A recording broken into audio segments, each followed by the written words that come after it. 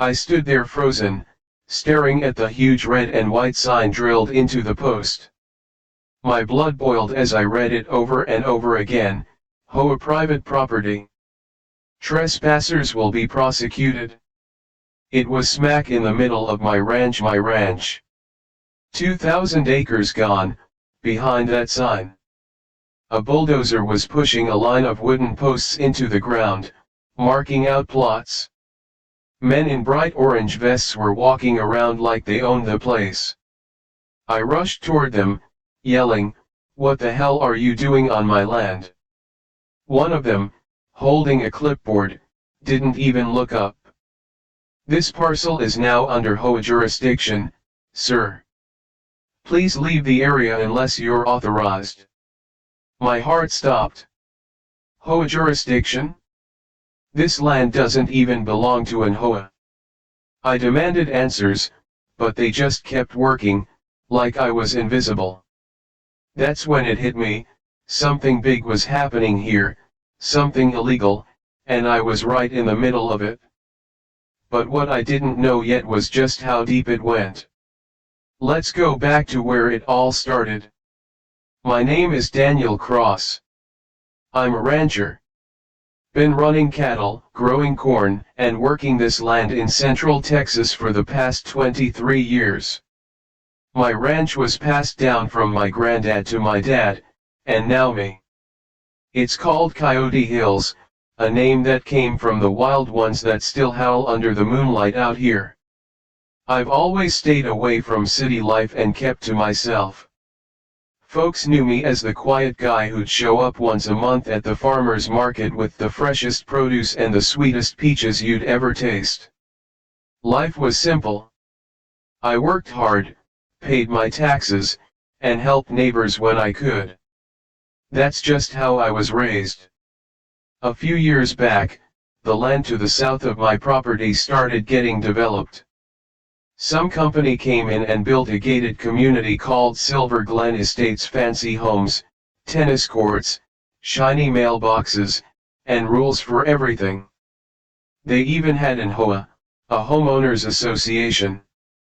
At first, I didn't think much of it. I figured they'd stick to their own side and leave us country folk alone. That was until the letters started coming in the mail. The first one was polite. "Dear Mr. Cross, as a nearby landowner, we invite you to consider joining the Silver Glen Homeowners Association. Benefits include security patrols, community trash collection, and property value growth." I tossed it in the fire. My land wasn't part of their development. I didn't need their benefits. I had a generator, my own well, my own security cameras, and a whole lot more peace and quiet than they did. The next letter wasn't so friendly. Notice of boundary adjustment. Please be advised that recent annexation by Silver Glen HOA includes portions of your land. Please see attached for updated property zoning. Annexation. That had to be a mistake. No one can just take land, right? I drove down to the county recorder's office to figure out what was going on. I met with a clerk named Jeanette, a sweet older lady with reading glasses that always slid down her nose. She pulled up the plat map and zoning records. She frowned. "Well, that's odd. According to this, Silver Glen submitted an annexation map 2 months ago. Looks like the county approved it?" I leaned forward. "Approved what, exactly?" "According to this," she tapped her screen, "they filed that your land was unclaimed, and the county stamped it." "Unclaimed?" I barked a laugh. "Unclaimed? I've got tax records, deeds, photos from 3 generations working that land. It's my ranch." She nodded slowly, looking worried. "It's not right, but it's legal, at least on paper." That night, I barely slept. I sat on the porch with a flashlight and my family's deed in hand, flipping through it again and again. My great-granddad registered this land in 1911. There were photos of him breaking ground with a plow and 2 mules. And now the county just decided it's unclaimed.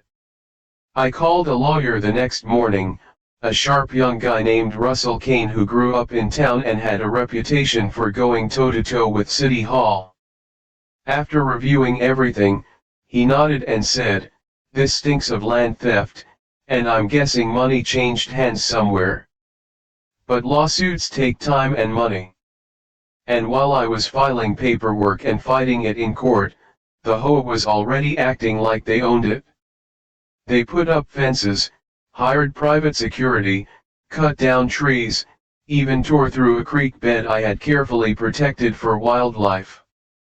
They claimed it was for aesthetic purposes, to match the new landscaping plan. My cows had nowhere to drink. But the moment that pushed me over the edge came one morning when I was checking the fence line near the southern border. That's when I saw a black SUV parked on my dirt road. Out stepped a short man in a suit, holding a tablet. "You Daniel Cross?" he asked, not even looking at me. "I am," I replied. He tapped something on his screen and said, "You're trespassing. You need to vacate this property within 7 days or face legal consequences from Silver Glen Estates." I laughed. "You're trespassing on my ranch. I don't owe your HOA a single thing. This isn't even your jurisdiction. For you, a free like is easy. But for me, it is the greatest support and encouragement. For this video, can you give me 1 like and 1 subscription? Thank you very much." He looked up, annoyed. "That's not what the county says." Thick packet inside. It was an official notice of possession and control filed by Silver Glen HOA, claiming 2,000 acres of my ranch now belonged to them and was to be converted into future HOA recreational zones, pathways, and estate expansions. I felt sick. I called Russell in a panic. "They're taking everything." He responded, "We need to file for an emergency injunction, but even that might take weeks. They're betting you'll get tired and give up." Give up? That wasn't in my blood. My granddad didn't survive the Dust Bowl just so I could roll over for a bunch of yuppie rule makers. Still, I felt like I was being swallowed up. For the next few days, I did everything I could. I brought in local news crews. I gave interviews. I showed them the animals that were displaced, the trees being bulldozed, the old barn that had been on the cover of a ranching magazine, now turned into a pile of wood chips. Social media started to pick it up. People were furious. Hashtags popped up, hashtag Save Coyote Hills and hashtag Hands Off the Ranch. But Silver Glen HOA didn't back down. In fact, they doubled down. On a Wednesday morning, I heard loud engines outside. I ran out, heart racing. A convoy of construction trucks was driving right through my ranch, cement mixers, gravel trucks, earth movers, all heading toward the center pasture. I jumped into my old red Ford and raced after them. And that's when I saw it. They had already broken ground. Concrete footers, rebar cages, survey flags, and a massive sign, future site of Silver Glen Community Center and luxury tennis courts. I slammed on the brakes, jumped out, and screamed, "Stop! You can't do this!" But they didn't stop. One of the men shouted over the noise of a jackhammer, "This land belongs to the HOA now." I was shaking, not with fear, but with rage. I reached for my phone and dialed Russell. He picked up immediately. "Dan, they just broke ground," I said, my voice cracking. "They're building a tennis court right where my dad used to raise horses." There was silence on the other end. Then Russell said, "Then it's time we go to war." And right at that moment, something exploded near the north field. Not a bomb, but an entire water line burst. Mud sprayed 20 feet into the air. The workers started shouting. I looked toward the ridge, and I saw a group of angry neighbors, pitchforks, banners, and video cameras. They had come. But what they did next shocked even me. The crowd didn't just stand there. They charged. About 30 people, ranchers, neighbors, veterans, even a few teenagers from the local FFA club, stormed down the ridge and into the open field. They weren't armed, but they didn't need to be. They had phones, signs, and enough fire in their voices to rattle every single construction worker on site. "This is Daniel's ranch," one woman screamed. "You stole our land." Another shouted. The workers panicked. Some dropped their tools and backed off. Others jumped into their vehicles and drove away, tires kicking up thick clouds of dust as they peeled off into the hills. I just stood there frozen, watching my neighbors reclaim my land like it was Normandy Beach. One guy climbed the freshly mounted HOA sign and yanked it clean out of the dirt. He held it above his head like a trophy. Someone shoved a microphone in my face, one of the reporters who had gotten wind of the chaos. "Mr. Cross, is it true the HOA is building a community center on your land without permission?" I nodded slowly, still dazed. "Not just a community center, tennis courts, sidewalks, gated roads. They're paving over my family's history." Before I could say more, the man in the suit from earlier, the one who told me I was trespassing, returned with a group of security guards. His face was red with fury.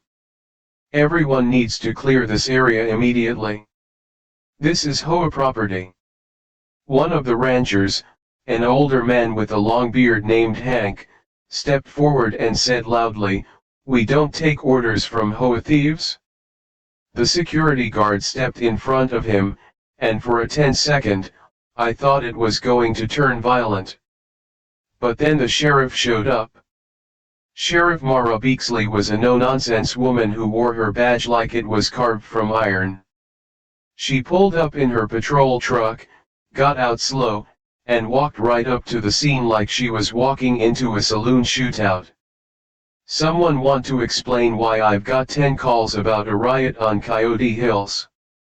she asked, eyes hidden behind her sunglasses. I opened my mouth, but the HOA man beat me to it. "Sheriff, this man is trespassing on HOA land. He rallied a mob. He's interfering with legally permitted construction." Mara raised one eyebrow. "Last I checked, this land was part of Daniel Cross's family ranch, according to county documents." The man began, but she cut him off with a hand wave. "Don't quote papers at me unless you want me to start quoting the law at you." The crowd went silent. She turned to me. "You got your papers, Daniel?" I nodded and handed her my folder, copies of the deed, tax records, even satellite images with timestamps. She flipped through them for 30 seconds, then closed the folder slowly. She turned to the HOA man. "You and your crew are trespassing. Pack up now." His mouth hung open. "You don't have the authority." She stepped forward. "You want to test that, son?" The security guards quickly backed off. The HOA rep cursed under his breath and signaled his team to pull out. As they did, the crowd cheered like we just won a championship game. But it didn't last long. That afternoon, I got served with a restraining order filed by Silver Glen Estates' HOA. They claimed I had incited a riot, threatened community safety, and illegally impeded authorized construction. My jaw dropped. They invaded my land, and now I was the criminal? Russell came over with a folder in his hand and frustration in his eyes. "They're flipping the script, Dan," he said. "They're building a case that you're the problem, not them." I asked, "Can they really do that?" "They're hoping the court sees it that way before you get a chance to present the full truth. Their lawyers are playing dirty. This is going to be a war of paperwork now." And he wasn't kidding. Every day, I got more letters, threats, and notices, HOA fines, court dates, zoning violations. According to them, I had parked unauthorized vehicles, my tractors, kept non-approved livestock, my goats, and violated architectural standards, my barn. Russell fought back hard. He filed motions, injunctions, appeals. But the HOA had deep pockets and powerful friends. And then, a week later, the court granted them a temporary injunction. They could keep building as long as the legal battle continued. I couldn't believe it. One morning, I walked out and saw cement trucks again. They were pouring the foundation for the tennis courts. I just stood there, helpless. The same land where my daughter took her first steps, where my dad taught me to ride, was being turned into a concrete slab with HOA logos painted on it. That night, I sat on the porch with my boots off, rocking slowly in the chair my granddad built. I was losing the war. That's when I got the call. It was a woman's voice, rough, no nonsense. "You don't know me, Mr. Cross, but I saw you on the news. I used to work for the land surveyor that helped Silver Glen get that annexation passed." I sat up straight. "Yeah. I have something you'll want to see." My hands tightened around the phone. "What is it?" She whispered, "Proof that they lied. That the annexation is fake." I almost dropped the phone. "Are you serious?" But she didn't answer. She hung up, and I didn't have a name. The next morning, an unmarked manila envelope showed up at my front gate. Inside, maps, emails, contracts, and one letter, typed, anonymous. It said, "Silver Glen HOA forged the land annexation paperwork. They used expired survey data, and the county clerk who signed it has family on the HOA board." I couldn't say anything back then, but I can now. I hope this helps. Burn this after reading. For you, a free like is easy. But for me, it is the greatest support and encouragement. For this video, can you give me one like and one subscription? Thank you very much. I didn't burn it. I ran straight to Russell. He flipped through the papers, his face growing paler with each page. This is explosive. Can we use it in court?" He looked unsure. "We'll need to verify it, but if this is real, it means their entire claim is built on fraud." I stared at him. "So what now?" He leaned back in the chair, thinking. "We don't just fight this in court anymore. We go public. Big. Let the whole country see what they've done." I nodded slowly, but I didn't know that while we were planning our next move, the HOA had already made theirs. That night, I heard the dogs barking like crazy. I ran outside and saw flashing lights near the barn, smoke, shouting, and then, boom. The entire north wall of my barn exploded, engulfed in flames. My heart stopped. The fire was spreading fast, and standing just beyond the trees were two men in suits, watching silently.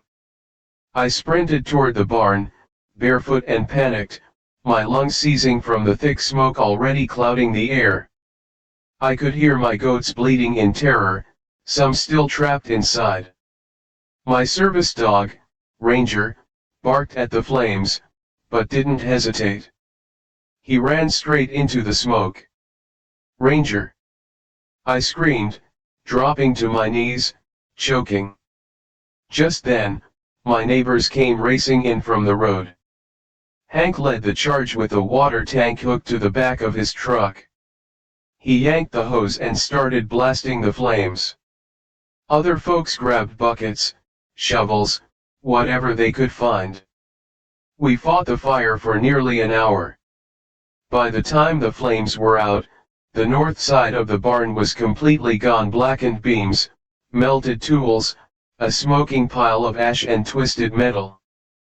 But we saved the animals. And then, just as I thought things couldn't get worse, Ranger limped out of the rubble, soaked, scorched, but alive. I dropped to my knees again, hugging him as tightly as I could. He licked my face and gave a soft bark, tail thumping once against the dirt. But something else caught my eye. Lying just a few feet from the barn, half buried in the grass, was a scorched piece of plastic, some kind of broken access badge. I picked it up with shaking fingers. On the back was a faded logo, Silver Glen Security. Hank came over, looked at the badge, and said what we were all thinking. They did this. I filed a report with the sheriff's department. Mara came out in person, walked through the scene, took photos, and bagged the evidence. "I'll get this analyzed," she said. "But if they're behind it, they've crossed a federal line now." I didn't sleep. I just sat on the porch, shotgun across my lap, watching the horizon. By morning, Russell had already called me. "I'm filing for an emergency protective order and petitioning for a criminal investigation." "Think it'll go anywhere?" I asked. He paused. "Depends. But the evidence we have now, the forged documents, the anonymous letter, and this fire, it's enough to open a case." For a moment, there was hope. Until the HOA struck again. I received a letter via courier. Inside was a single typed page with a stamped HOA seal at the top, Mr. Cross, due to your non-compliance and repeated obstruction, your land will now be entered into eminent domain proceedings, as per our development charter and recent county approval. All necessary steps to reclaim and redevelop Silver Glen Expansion Zone 7 will continue. They were claiming my land through eminent domain now? That's something only the government could do. I showed the letter to Russell, furious. They can't do this. They're not even a city. They're a homeowners association. He read the letter twice, his face tight. They're pretending to act under a county clause that allows land use for public infrastructure development. But HOAs can't invoke that on private land outside their jurisdiction. It's a bluff, Dan. But they're trying to wear you down.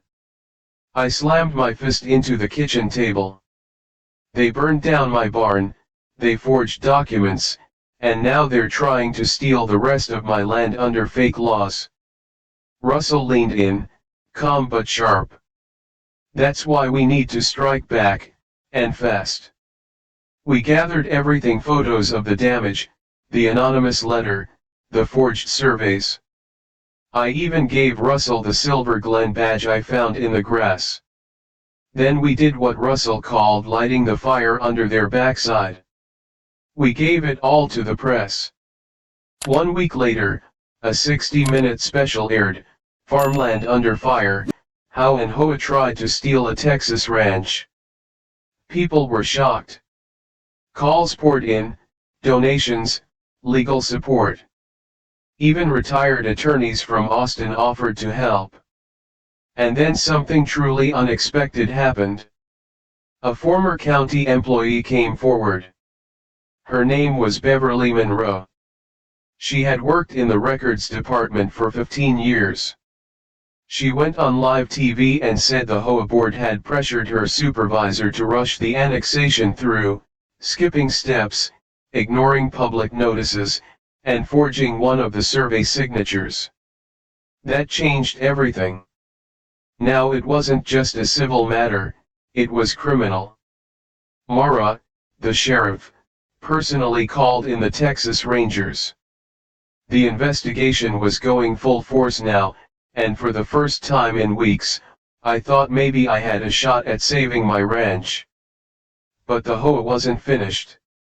2 nights later, I was sitting in my truck just outside the property line, watching construction lights flicker like fireflies in the distance. Ranger was in the passenger seat, alert and growling softly. That's when I noticed something strange. A small team of men, maybe 5 or 6, were sneaking onto the property through the south fence line. They had flashlights, wire cutters, and what looked like stakes and spray paint. Ranger let out a sharp bark. I grabbed my phone and hit record. I stayed quiet, low in the truck, filming as the men cut through my electric fence and started marking new boundaries, way beyond what the HOA had even claimed in their fake documents. They were stealing more land. Just as I reached for my shotgun, I saw one of the men drop something near my hay bales. It was a black box. I couldn't tell what it was at first, but when one of them struck a match and started walking toward it, I realized exactly what was about to happen. Ranger, stay. I flung the truck door open and shouted, "Hey! Back off!" The men scattered like rats, but not before one of them threw the lit match. I sprinted toward the hay, heart pounding. Then boom! The blast was small, more smoke than fire, but it was meant to intimidate. I dropped to the ground, ears ringing, vision spinning. Ranger ran up next to me, whining and licking my face. In the distance, I heard tires screeching, someone fleeing in a pickup. I sat up slowly, looking around the field. The explosion hadn't damaged much, but it had left a smoking message burned into the grass. They were done playing games. This wasn't just about land anymore, it was personal. And if they thought I was backing down now, they had no idea what was coming. By morning, I had the footage from my truck's dashcam and phone copied, backed up, and handed straight to Sheriff Mara and Russell. When Mara saw the footage of the men sneaking in, cutting my fence, and dropping that black box, her jaw clenched hard enough to crack a tooth. They escalated. This isn't just trespassing anymore. This is criminal intimidation and possible use of explosives. We're calling in the ATF. That's when I knew things were about to hit national news again. And they did. Headlines exploded. HOA caught planting explosive device on private ranch in Texas. Ranch war escalates when HOAs go too far. But the real blow came when the Bureau of Alcohol, Tobacco, Firearms, and Explosives showed up at my ranch in black SUVs. They did a sweep, interviewed witnesses, and collected the remains of that black box. I watched from the porch as one of them, an older agent with a thick beard, held up the scorched fragments and whistled. "This isn't just fireworks," he muttered. "This was designed to frighten. Might have been homemade, but it was built with a purpose." I asked, "Will someone get arrested?" "Maybe, if we can trace the materials and find out who built it." Russell, meanwhile, was building our case like a man possessed. He had compiled a mountain of evidence: the forged documents, the HOA emails, the shady land maps, the burned barn, and now the bombing attempt. We were ready to go to court. But before the trial date arrived, we got an unexpected visitor. A black Mercedes pulled up the ranch's long gravel road. Out stepped a woman in a silk blouse, designer sunglasses, and the most ridiculous high heels I'd ever seen on a ranch. She introduced herself as Veronica Lambert, president of the Silver Glen HOA. She didn't even wait for me to offer a seat. She just walked up like she owned the place and said, "Mr. Cross, let's talk." I didn't say a word, just crossed my arms and waited. She gave me a smile that didn't reach her eyes. "You've stirred up quite the media frenzy, but we both know public sympathy doesn't stand in a courtroom." I raised an eyebrow. "Is that a threat?" She chuckled. "No, a proposal." She handed me a folder. Inside were pages filled with printed renderings of fancy homes, green lawns, fountains, and bike trails. "This is what we're building," she said. "Silver Glen expansion. We want your land because it fits perfectly into our design. You're holding back progress. But I'm prepared to offer you $7 million for it. Right now. No court." I stared at her like she had grown a second head. $7 million for 2,000 acres of family heritage. I said. "You think that's a good deal?" She leaned in. "Better than jail time, Mr. Cross. Do you know what your little outbursts look like in court? Incitement, aggravated threats, illegal gatherings, maybe even obstruction." I took a step forward, my voice quiet but cold. "You torched my barn. You blew up my field. You sent men onto my land with wire cutters and threats." Veronica smirked. "Do you have proof I did any of that?" I stared at her in silence. That's when she said the one thing that snapped something inside me. "Sometimes you have to bury the past to make way for a better future." I didn't respond. I just slowly closed the folder, handed it back, and said, "Get off my land." Her smile vanished. "You'll regret this," she muttered, turning on her heel and stomping back to her Mercedes. "For you, a free like is easy. But for me, it is the greatest support and encouragement. For this video, can you give me one like and one subscription? Thank you very much." And I did regret something. Regret that I didn't have a shovel handy to bury her arrogance right there on the spot. 2 days later, things got worse. The county clerk's office, the same one that had signed off on the annexation months ago, suddenly lost my original deed records. Gone. Vanished from the database. I went in person, hands trembling with rage, and demanded answers.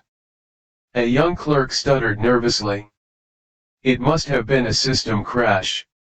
We're trying to recover backups." Russell slammed his palm on the desk. "That's federal documentation. If you deleted it, accidentally or not, you just obstructed a land ownership case." I stood in silence because I knew this wasn't a mistake. It was sabotage. But God bless Jeanette, the older clerk who'd first helped me months back. She stepped out from behind the stacks and whispered to me, "Daniel, come with me." She took us to a back room. From a drawer, she pulled out a sealed envelope. "I printed your deed the day all this began," she said. "Just in case. I've been in this office too long not to smell something fishy." I almost cried. She handed it to Russell. "They can delete files, but they can't delete this." With that in hand, we left.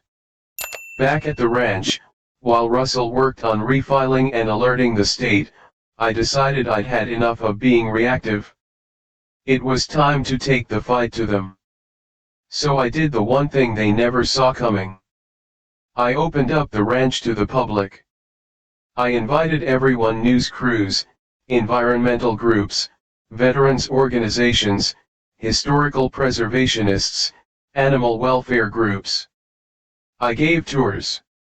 I showed the old oak tree where my grandpa had carved his initials. I pointed out the Native American arrowheads we'd found in the fields. I highlighted the importance of the creek, home to endangered birds. And people listened. Within a week, petitions with tens of thousands of signatures were flooding the county office. The Texas Historic Preservation Society even issued an emergency review to declare Coyote Hills a protected cultural site. The HOA panicked. But then, in a shocking twist of fate, the most damning piece of evidence fell into our lap like a gift from heaven. One of the HOA's own board members, a guy named Tom Everett, resigned. He sat down for a live interview and confessed to everything. Yes, we faked the survey. Yes, we paid off the clerk's supervisor. And yes, we authorized the pressure campaign against Daniel Cross. I couldn't sleep anymore. I'm done lying.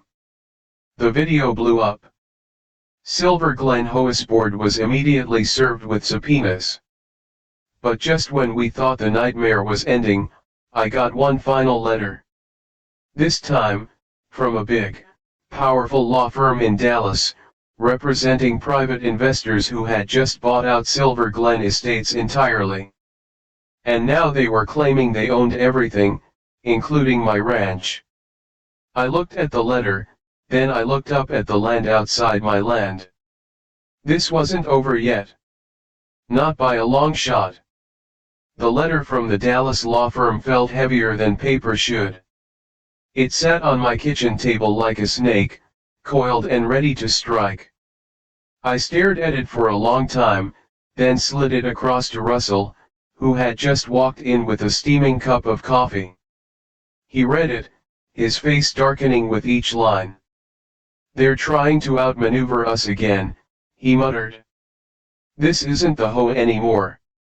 These are private equity developers, big money guys. They don't want a tennis court. They want to flip your entire ranch into a luxury resort or some kind of exclusive retreat for billionaires. They think they can just buy history." I asked, my voice raw. "They don't care about history. They care about land and how much profit they can squeeze out of it." That same day, trucks started rolling in again. But this time, not from Silver Glen. These were newer, fancier, branded with a name I'd never seen, Ridgeview Ventures. The workers were different, two private contractors in slick uniforms, some even with armed escorts. They carried clipboards, maps, and small drones.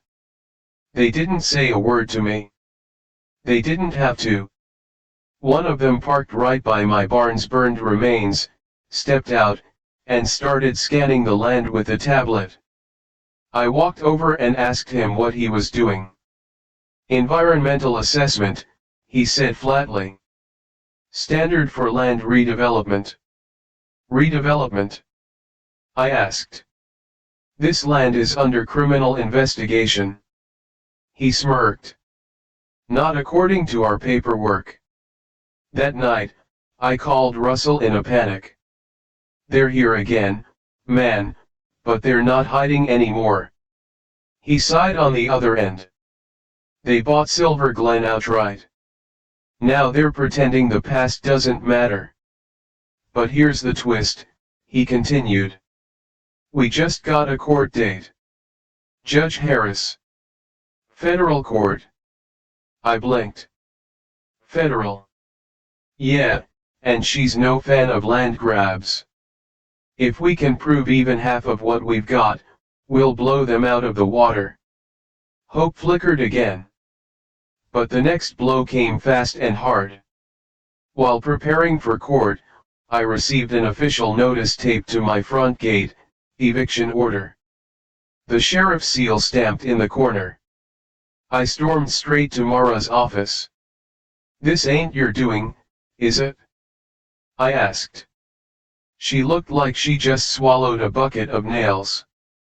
"Dan, I didn't authorize that. They went around me, filed it through a judge in a neighboring county, claiming you're a squatter." I laughed bitterly. A squatter? I've lived here for 23 years. They're testing you, she said. Trying to break your spirit before the hearing. I went home and found my fences cut again. One of my cows wandered near the highway. That same day, a crew from Ridgeview showed up with a bulldozer, claiming they had permits to clear out abandoned sheds. It was my dad's workshop. I stood in front of the bulldozer, arms spread wide, shotgun slung across my back. You'll have to run me over first, I told the driver. He backed up, but only for now. Later that evening, as I fixed the fences with Ranger at my side, headlights appeared at the edge of the ranch road. A sleek black car rolled to a stop. The back window slid down, and out of it, a familiar voice echoed. "Mr. Cross, you're making this much harder than it needs to be." It was Veronica Lambert again. Only this time, she didn't look smug. She looked exhausted, or maybe scared. "You need to take the offer," she said. "You're not just dealing with HOA people anymore. These guys don't play by the rules." I didn't answer. She leaned forward. "You think court is going to save you? They've got judges. They've got politicians. They'll drown you in legal fees and red tape." She paused.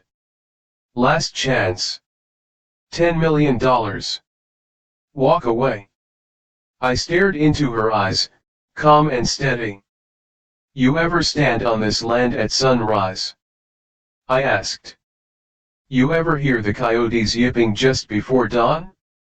Or watched your grandkid ride a horse where your father once plowed the soil by hand?" She didn't answer. "That's worth more than all the money in the world," I said. The window rolled up. The car turned and drove away. I thought that was the last I'd see of her. But it wasn't. The next morning, my power went out. My well pump stopped working. My phone line was dead. Even my satellite Wi-Fi was mysteriously disconnected. Russell drove in from town, furious. "They're targeting your utilities. Likely paid someone to cut them at the junction." We set up generators. The neighbors brought water. Folks delivered food, even hay for the animals. And then came the biggest surprise yet. A black SUV. Out stepped a tall man in a crisp suit, military posture, silver hair, square jaw. "Mr. Cross," he said. I nodded. "My name is Major General Kenneth Abrams, retired." He handed me a card. Underneath his name was a line that read, "Veterans Land Protection Network." "I've seen stuff like this before," he said. "In foreign countries. Never thought I'd see it in Texas." He looked out over the fields. "This ranch is a symbol now, and you're not alone." Over the next week, more support poured in. Veterans, native land rights groups, agricultural preservation coalitions. Even a few country musicians offered to hold a benefit concert. But the developers didn't stop. 3 nights before the court date, I caught 2 men sneaking around my tractor shed. I fired a warning shot in the air, and they vanished into the night. I called Mara again. She promised patrols. The next morning, I found my cattle fence cut again. Ranger followed the scent, barking furiously, until he led me to a pile of something buried in the soil. It was a bag. Inside it, a stack of forged land titles, copies of my signature. They were planning something big. For you, a free like is easy. But for me, it is the greatest support and encouragement. For this video, can you give me 1 like and 1 subscription? Thank you very much. I raced home, heart pounding, and called Russell. "They're going to present fake deeds in court." He didn't even pause. "Then we better beat them to it." And the morning of the trial, something happened that even I didn't expect. A whistleblower from Ridgeview Ventures walked into the courthouse with a hard drive full of internal emails. What was on it was about to change everything. Inside the courtroom, the air was electric. People packed into every seat, news cameras rolling quietly in the back. I sat at the plaintiff's table beside Russell, who was flipping through our stack of evidence like a preacher flipping scripture. Across the aisle sat a team of 5 lawyers dressed in $1,000 suits. Behind them was Veronica Lambert, trying to look composed, but her twitching fingers said otherwise. The Ridgeview Ventures rep, a cold-looking man with sharp cheekbones and slicked back hair, sat beside her like a statue. Then came the moment that turned everything. Judge Harris, a sharp woman with piercing gray eyes, took the bench and opened the hearing. "I've reviewed the submitted documents regarding the annexation and land dispute between Daniel Cross and Silver Glen HOA, now under Ridgeview Ventures. But before we proceed, I've been made aware of new evidence." All eyes turned as the doors opened at the back of the courtroom. In walked a young man in a wrinkled blue shirt, carrying a small silver hard drive. "This is Jeremy Kane," Russell said, standing. "Former IT contractor for Ridgeview Ventures. He has sworn testimony and digital records that reveal direct evidence of forged documents, fraudulent annexation filings, bribery of public officials, and internal communications confirming knowledge of the false land claims." Gasps echoed around the room. Judge Harris motioned him forward. "Mr. Kane, please approach and submit the device for review." Jeremy handed the drive to the court clerk. "Everything you need is in their emails, signatures." They copied even internal chats where they joked about tricking the hick with the hat. That hick was Mr. Cross. I didn't even flinch. I just looked straight at Veronica. She didn't meet my eyes. For the next 2 hours, Russell walked the court through the hard drive's contents. It was all their time-stamped evidence showing how Ridgeview had acquired the HOA, paid for the surveyor's silence, and manipulated zoning records.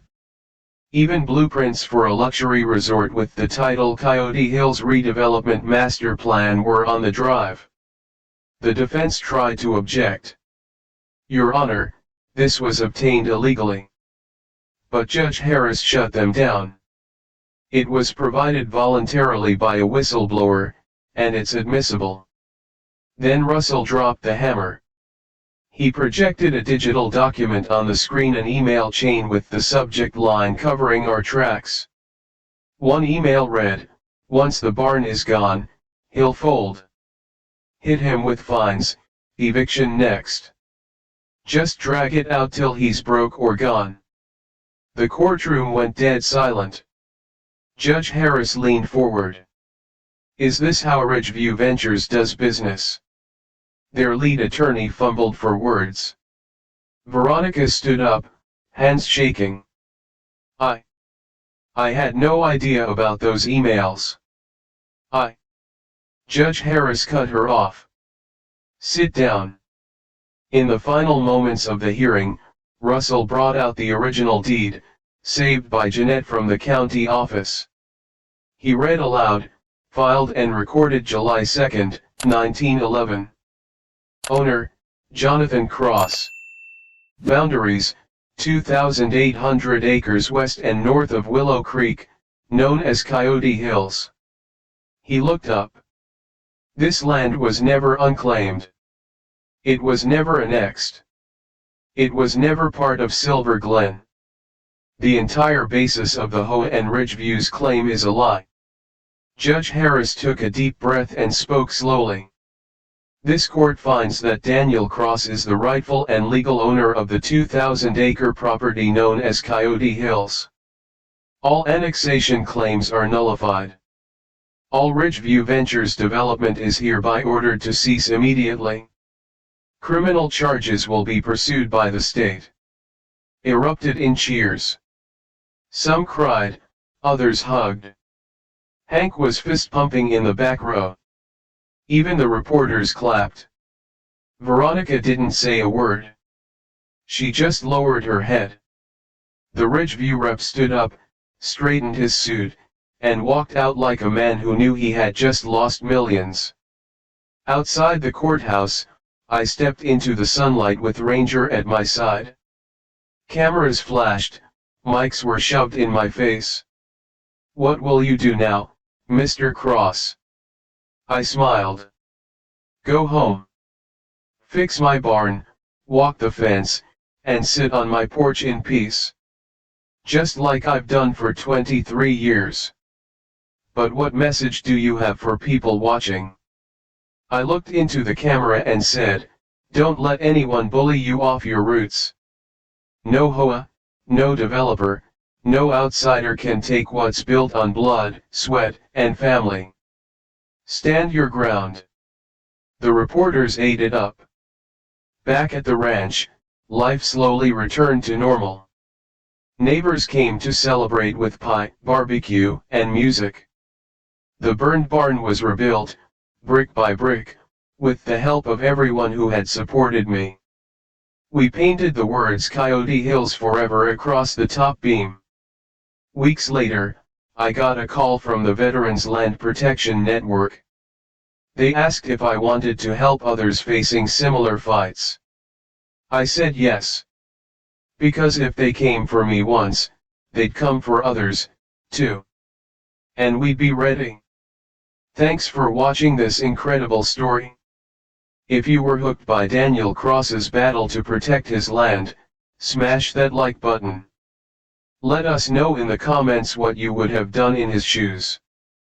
And don't forget to subscribe to the channel for more jaw-dropping, real-life battles against greedy HOAs.